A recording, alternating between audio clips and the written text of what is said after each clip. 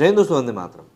अभी कुछ समय से अगर हम बात करें, यहाँ पहले मैं बता दूं हम लोग यशोदा के ट्रेलर के बारे में बात करने वाले हैं, लेकिन इस कहानी का जो बैकड्रॉप है, जो एक बेस है, उसके बारे में ज़रा बात कर लें।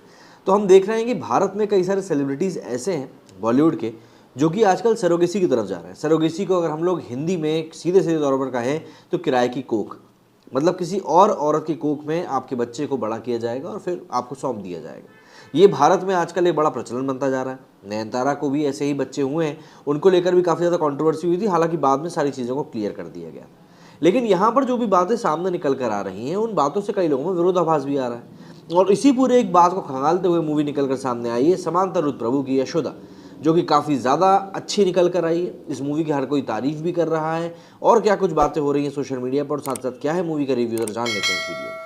आमिर खान, शाहरुख खान, करण जौहर, शिल्पा शेट्टी, ये कुछ उन सितारों के नाम हैं जिनके बारे में दक्षिण भारतीय फिल्म यशोदा के हिंदी संस्करण के में किराए की कोख मतलब कि सरोगेसी के जरिए अभिभावक बनने पर टिप्पणी करी गई।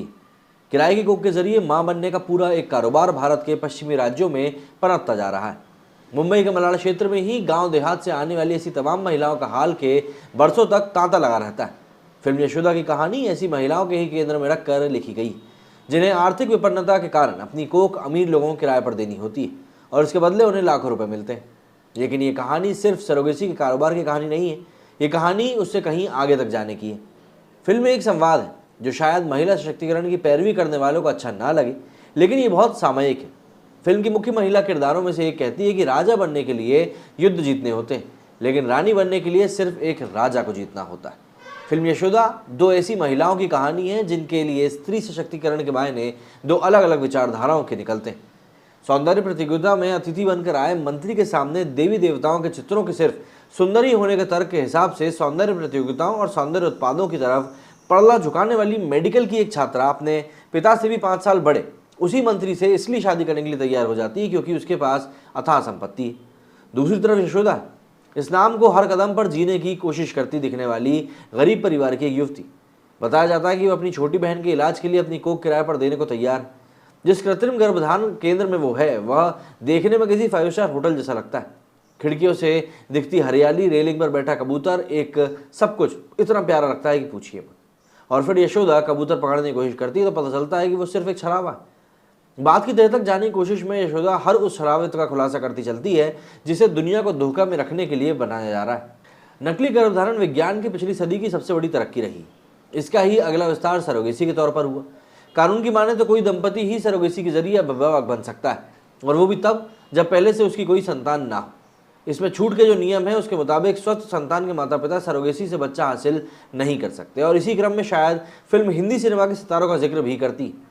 फिल्म यशोदा का विषय बहुत ही ज़्यादा संवेदनशील है। चिकित्सा अनुसंधानों के अनैतिक प्रयोगों से धन कमाने वालों की तरफ भी ये फिल्म ध्यान ले जाती है और बताती है कि देश में बार बार एक निश्चित अवधि पर आने वाले विदेशी नागरिकों की तहकीकात करने भर से ही पूरे गोरख धंधे का भांडाफोड़ हो सकता है। फिल्में सिर्फ इतना ही कर सकती। इस काम को रोकने के लिए जिम्मेदार एजेंसियां यहाँ के संकेत ले लें तो काफ़ी हद तक सारी चीज़ें क्लियर हो जाएंगी। फिल्म सरोगेसी के बहाने चलने वाले उस कारोबार तक के सब्जेक्ट तक लेके जाती है जहाँ मजबूर स्त्रियों के पेट में पल रहा गर्भ सिर्फ एक एसिड भर बनकर रह जाता है। फिल्म यशोदा के निर्देशक हरि और हरीश यानी कि हरिशंकर और हरीश नारायण का तमिल सिनेमा से बड़ा नाम रहा है। उनकी 3 फिल्में आई हैं, ओई इरावू, अंबुली और आह। इन तीनों ने सिनेमा का एक अलग ही अध्याय लिखा था। यशोदा इन दोनों की पहली तेलुगु फिल्म है और समांता की पहली दक्षिण भारतीय फिल्म है जो कि मूल फिल्म की रिलीज़ के साथ ही हिंदी में भी डब होकर रिलीज हो रही है। हरि और हरीश की अपनी सब्जेक्ट पर पकड़ काफ़ी तारीफ के काबिल है। फिल्म शुरू में थोड़ी सी धीमी ज़रूर दिखलाई पड़ती है, लेकिन नायिका का लक्ष्य स्पष्ट होने के कारण फिल्म इधर उधर भटकती नहीं। लेकिन एक बार जब ये खुलासा हो जाता है कि सरोगेसी के कारोबार के पीछे असल कारोबार कुछ और है, उसके बाद दर्शकों की दिलचस्पी इस कहानी में बढ़ने लगती है। फिल्म के आखिर में हरि और हरीश ने अपनी कहानी के उन सूत्रों का भी खुलासा करते हैं जहाँ से उन्हें ये सेहरा देने वाला सब्जेक्ट मिला। फिल्म की अवधि कम रखकर हरि और हरीश ने इस फिल्म को और ज़्यादा प्रभावी बना सकते थे, लेकिन उनके अपने मौजूदा स्वरूप में भी इस फिल्म को देखने लायक मतलब एक बार आप कह सकते हैं। समांता आज की डेट में अपने नाम के आगे पीछे कुछ नहीं लगाती। उनका नाम ही महिला सशक्तिकरण की अपनी अलग पहचान बन चुका है। न सरनेम का डर है और ना ही वैवाहिक स्थिति की चिंता। फिल्म यशोदा में उनका किरदार एक मजबूत बेसहारा लड़की के किरदार से शुरू होकर किसी और के वीर्य से हुए गर्भधारण के बाद पेट में पल रहे बच्चे से हुए भावना तक जुड़ाव तक आता है। अस्पताल में डॉक्टर से उनका नैन मटक्का भी चलता है।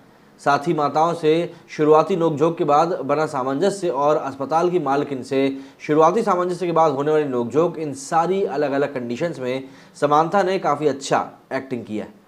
फिल्म के क्लाइमैक्स में उनका किरदार एकदम से बदलता है, उनके अतीत का खुलासा होता है और उसके बाद जो एक्शन सीन्स आते हैं वे समांथा को सिनेमा का असली धाकड़ भी बताते हैं। समांथा का हिंदी सिनेमा के दर्शकों से web series The Family Man और superhit film Pushpa The Rise के गाने के बाद से ये तीसरा संवाद है और कदम दर कदम वो उत्तर भारतीयों पर अपना जादू चलाने में कामयाब भी होती जा रही है। तो जाहिर सी बात है यहाँ पर समांथा के पास हासिल करने के लिए काफ़ी कुछ था और कहीं ना कहीं वो उन सभी पॉइंट्स के ऊपर टैप करती हुई भी नजर आ रही। और यहाँ पर अगर वो किसी चीज़ को अच्छे से कर पा रही हैं तो इसमें फिर समस्या क्या है? जाहिर सी बात है जिस तरीके से चीज़ें यहाँ पर चल रही हैं वो चीज़ें काफ़ी हद तक मतलब बताने वाली हैं, काफ़ी हैं कि यहाँ पर चीज़ें सही तरीके से चल सकती हैं। बस बात यही है कि इस मूवी को सही ऑडियंस मिल जाए। मेरे स्टूडियो फिलहाल इतना ही। जय हिंद, जय भारत।